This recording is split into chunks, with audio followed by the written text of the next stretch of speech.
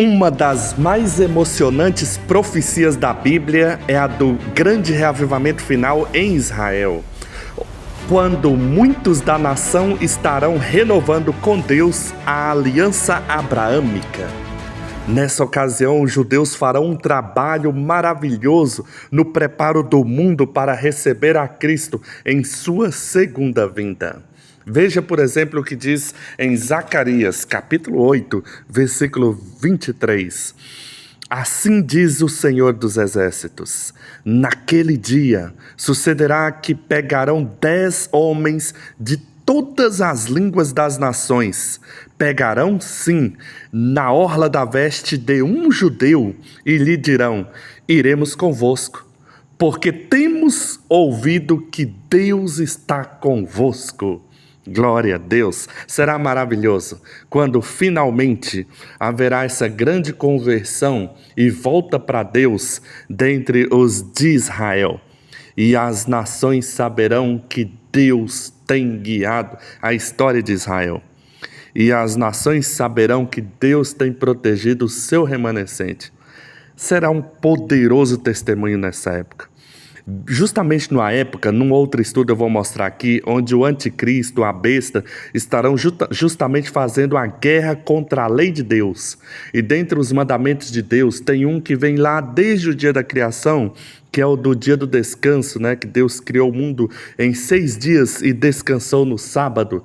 E nesses dias, quando Israel se converter a Deus, nesses dias está havendo a perseguição final da besta, onde vai estar obrigando o mundo a guardar o domingo no lugar do sábado. Mas nesses dias, Israel se unirá à igreja de Deus e ajudará a dar o testemunho da lei de Deus ao mundo e defender o verdadeiro mandamento do Senhor.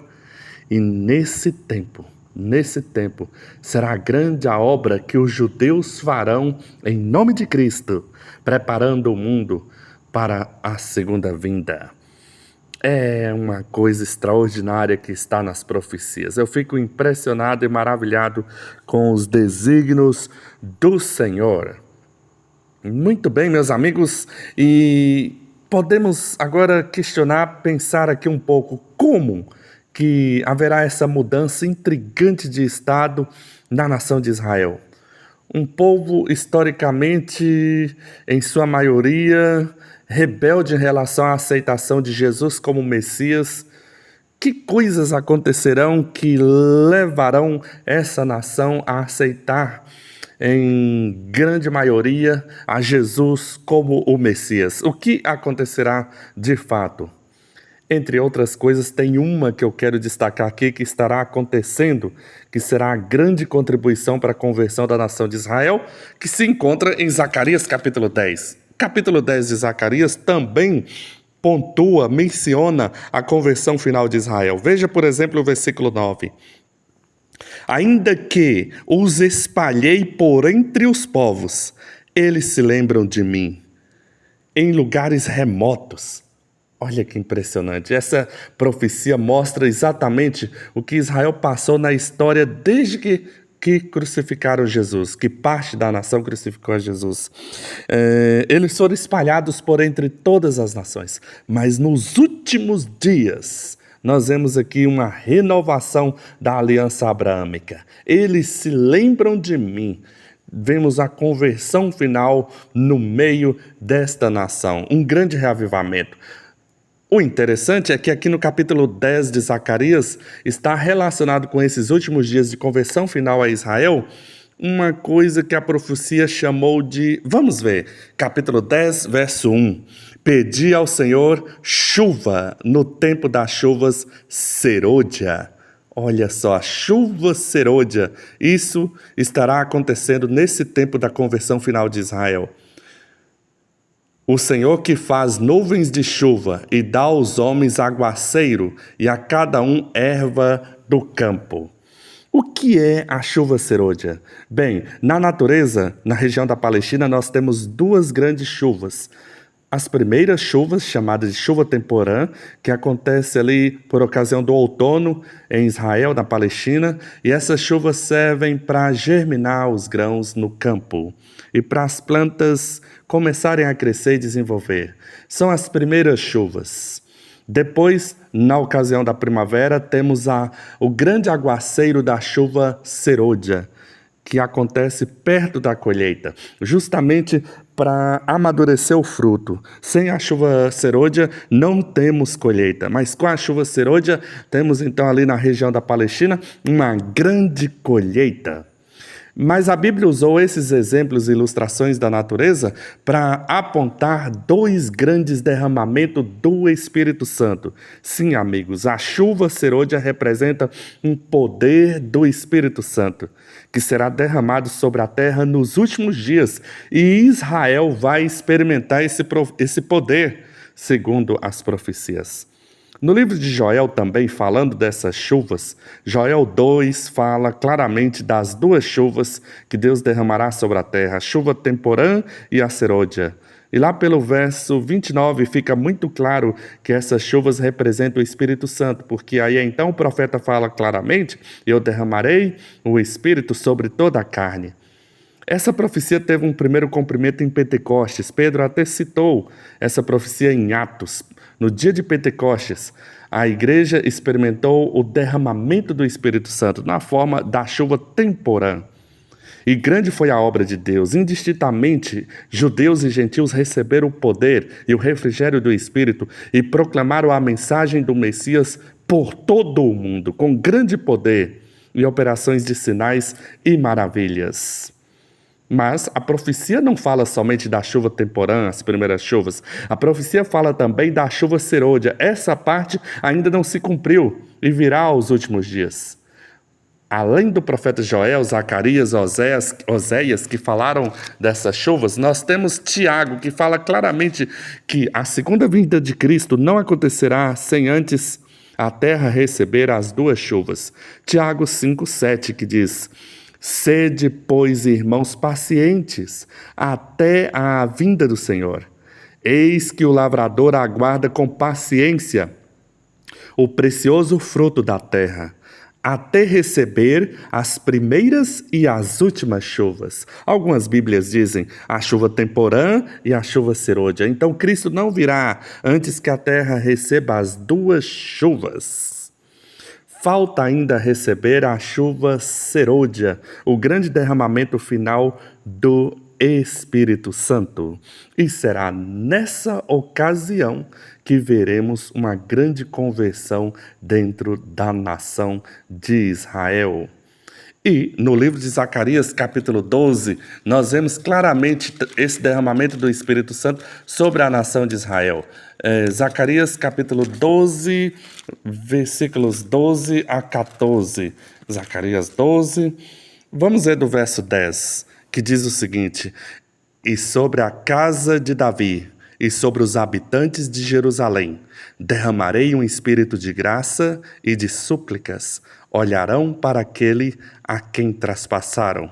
Pranteá-lo-ão como quem pranteia por um unigênito, e chorarão por ele como se chora amargamente pelo primogênito.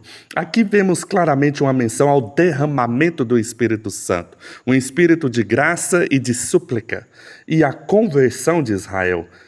Muitos em Israel reconhecendo que participaram da crucifixão de Jesus e olharão para aquele a quem traspassaram, mas eles recebem o perdão. O profeta Joel, falando dessa época, diz: e eu expiarei o sangue dos que não foram expiados. Então o texto mostra claramente um grande número dentre os de Israel aceitando a Jesus como Salvador. Como será maravilhoso esses dias, quando nós veremos a nação de Israel forte, contribuindo para a proclamação final do Evangelho ao mundo. Oh, como eu quero viver esses dias. O apóstolo Paulo, falando desses dias, em Romanos capítulo 11, versos 25 ao 33, no 33, falando da conversão de Israel, Paulo fala no final, de uma forma muito assim, maravilhado, sobre o quão Deus é grande, e ele diz: oh, profundidade da riqueza, tanto da sabedoria como do conhecimento de Deus. Aleluia! Quão profundo é a riqueza da sabedoria de Deus, de poder guiar a história de um jeito que muitos reinos e nações desapareceram da terra, mas Israel continua. Porque Deus sabe que há um remanescente Israel e que nos últimos dias uma grande colheita será feita ali. E Deus conduziu a história, ao ponto de que nos últimos dias nós temos uma grande colheita em Israel. E será um testemunho para o mundo. Será um testemunho para o mundo. Nessa época da conversão de Israel vai estar acontecendo uma grande crise no mundo.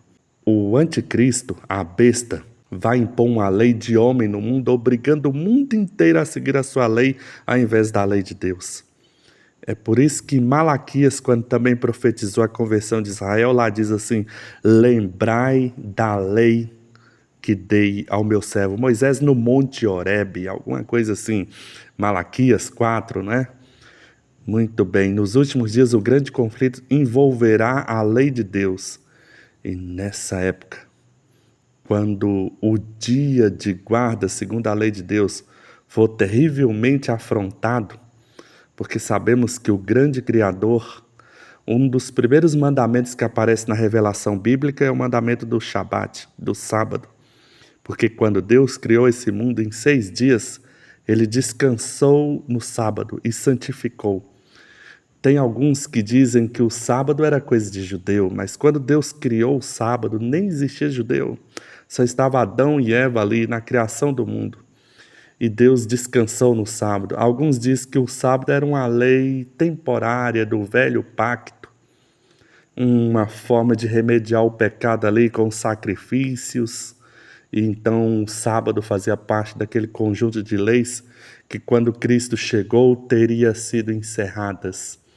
Mas Deus foi tão cuidadoso em nos revelar o sábado, porque quando o sábado aparece no cenário da criação, nem existia o pecado.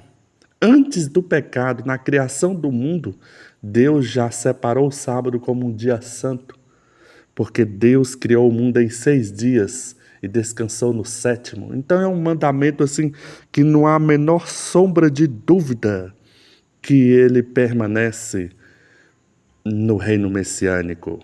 No entanto, nos últimos dias, o reino da besta vai exigir a guarda do domingo no lugar do sábado e vai obrigar que os guardadores do sábado o deixem de fazer para exaltar o domingo. Nesse tempo, estará acontecendo a grande conversão de Israel. E os judeus aceitarão finalmente a Jesus como seu Messias. E dirão para a besta: aqui não. Aqui vocês não vão impor domingo coisa nenhuma. O dia do Criador é o sábado. E nesses dias os remanescentes fiéis à lei de Deus de todas as nações vão se unir aos judeus. E os judeus conversos vão ajudar o povo de Deus a questão do zelo com a lei de Deus, a se santificar, consagrar e se preparar ainda mais para receber Jesus. Será maravilhoso demais esses dias. Que Deus te abençoe, que Deus me abençoe, que possamos estar do lado certo da história profética.